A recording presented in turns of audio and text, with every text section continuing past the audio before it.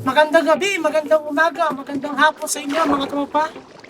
Welcome to a new episode of our Minecraft Forever World series. Na kung saan ngayon ay gagawa ulit tayo ng farm.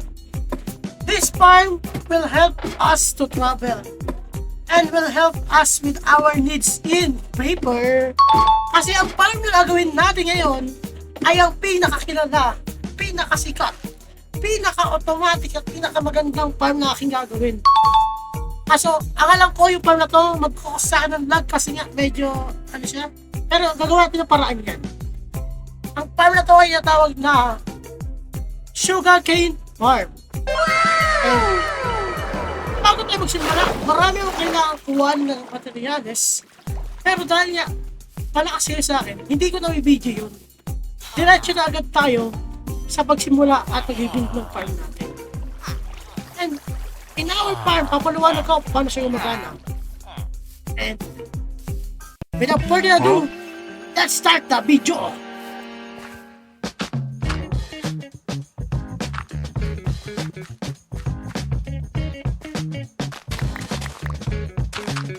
Ay, nakalimutan ko pala sabihin mga tropa. Please subscribe to my channel and support me in these videos. Like and comment down what you want me to do on the next episode. Or ano nga ba ang gusto nyong team ng build ko. And malapit na tayo magsimula sa builds natin. Konting tease na lang sa gawa ng mga part.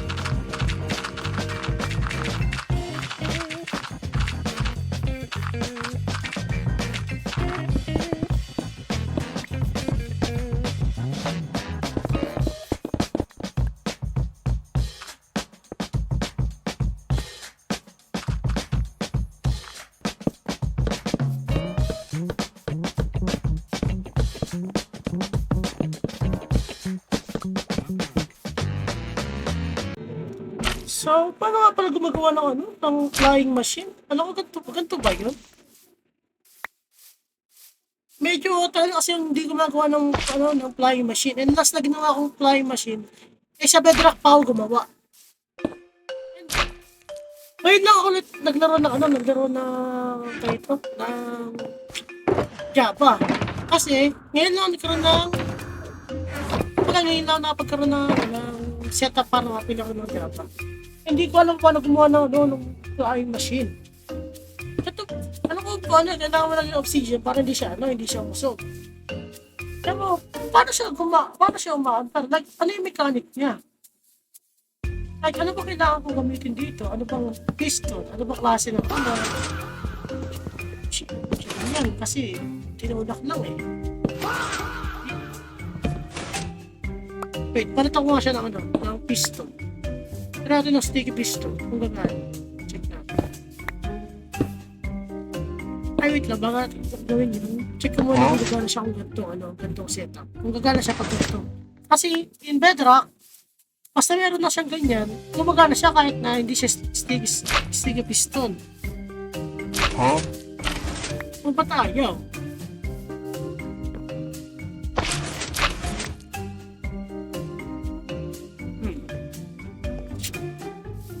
Lalagyan natin ng sticky piston nga kung gagana siya.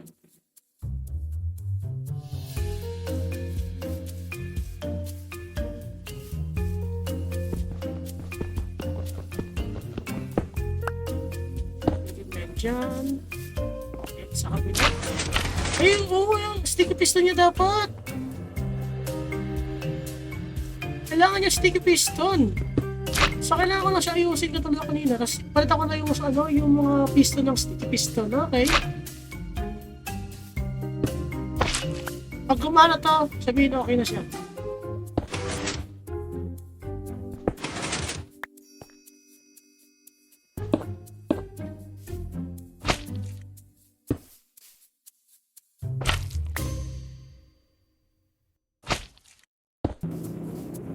Nirepeat ko siya ulit from scratch kasi baka mamaya hindi siya gumana pagka ibang ano yung ginawa ko.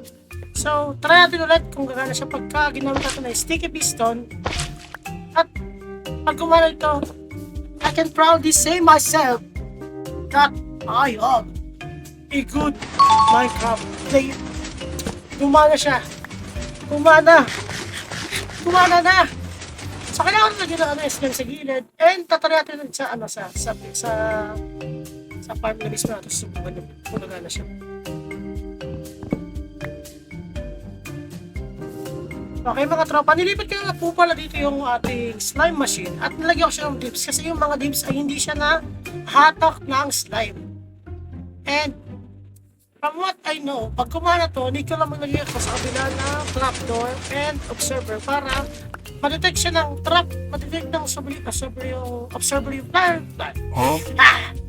ma-detect ng observer yung flying machine, and then after that, magkakaroon tayo ng signal na magkakaroon na pupunta sa ating trapdoor na magbibigay ng signal sa ating observer sa flying machine na magkakos sa kanya para bumalik sa simula. Hindi ko lang magkalagay ng observer and sa comparator para repeater para hindi siya mabilis yung kanya signal strength na hindi siya gana at sira na yun. Ayan. Kapit ko na yan dyan, ayusin ko na ito ng konti, lalagyan ko na siya ng dalawang delay, tick of delay para hindi siya ganun katagal.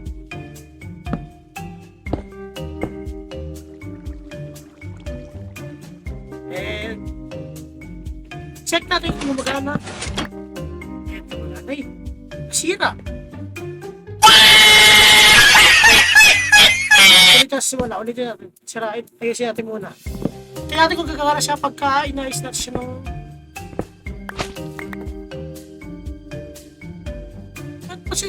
Paano siya nasira? Huh? Ay, paano yung nangyari? Bumalik yung yung piston ba? Dahil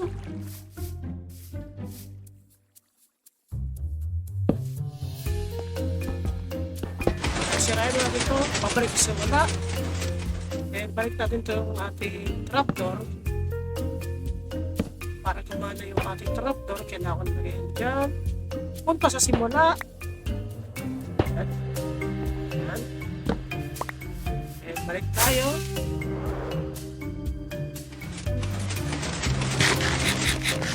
I-stop siya ng obsidian. Hindi ko lang i-activate yung trapdoor na to and pupunta siya doon sa kanyang sa kabila ulit. Bawal ko rin sa kabila yan. Tingnan natin kung gagana ngayon. Kapag ito nasira, ewan ko na talaga. Hindi ko na alam kung ano ayusin ito pag nasira pa to. Ayun na, 3 tick delay na ginamit ko para hindi na siya masyadong mabilis. At gumana ang ating slime machine. Kaya ang ating contraption para bumalik ang ating slime machine.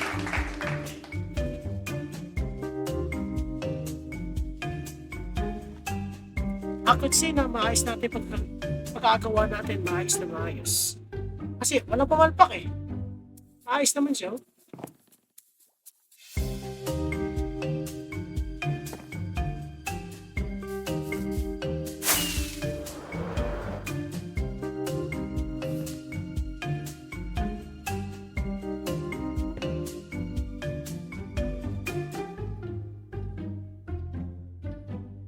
Kaya naman, para mapagana natin ng maayos ang ating slime machine, o yung paraan niya, parang pakpak na sa gilid.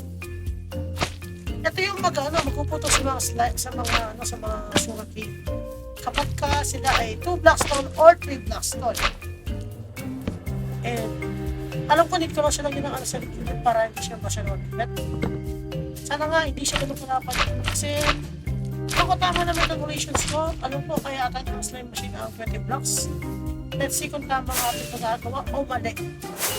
Yan ang tama. Pagka ito umandar, sabihin tama na yung ating calculation ay sukat sa blocks. Pag hindi, ayun na nga. Mali tayo. So, hindi yung kinakasiraan.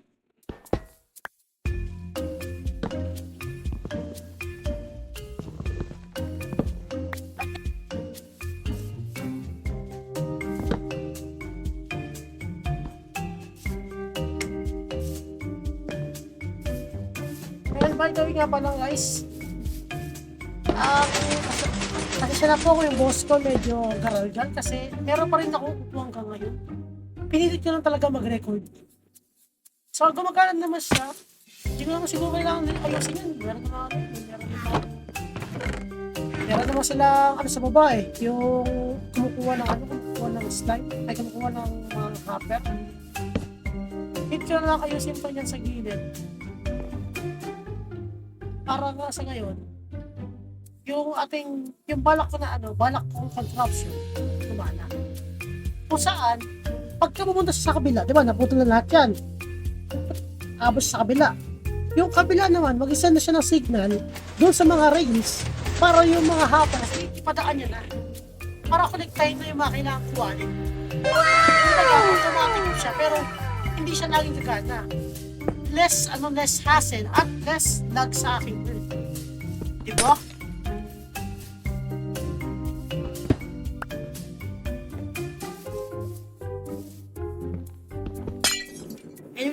And without further ado, simulan na natin ang paggawa ng ating collection system.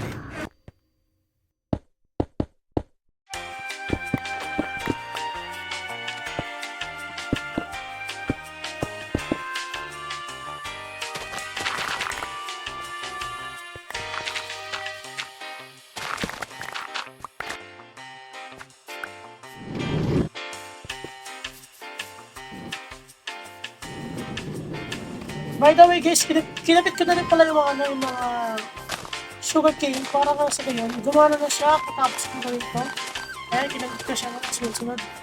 Yung aking ginamit na tactics sa pagkakabit ito ay yung tawag. Pero siya tawag sila itong pattern, yung zigzag pattern ata ito. Para mas marami makabit ko sugarcane.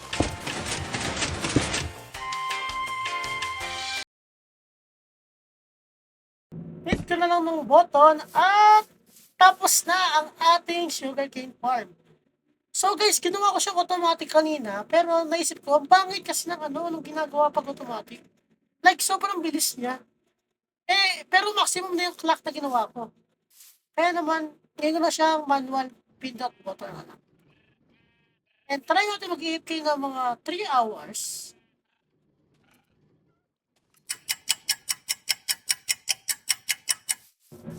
Here we are on after mag-AFK siguro na 1 hour and 30 minutes. So nakatatlong pindot na ako sa button na to. Kumbaga, nag-AFK ako sa oras, tapos mabalik ako, tapos pipindutin ko siya. And I could say na siya maganda yung pagbigay niya ng sugarcane. At partida, hindi pa puno yung aking sugarcane dyan. Kumbaga, yung farm na to, hindi pa nasa maximum efficiency niya. Kasi hindi ko pa pinupuno yun Kumbaga, check nyo. Pa lang, yung 3/4 pa lang puno niya.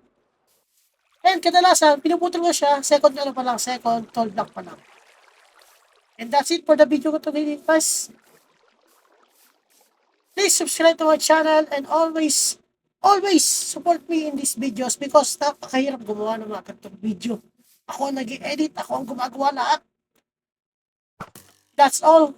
Shot Pepper out.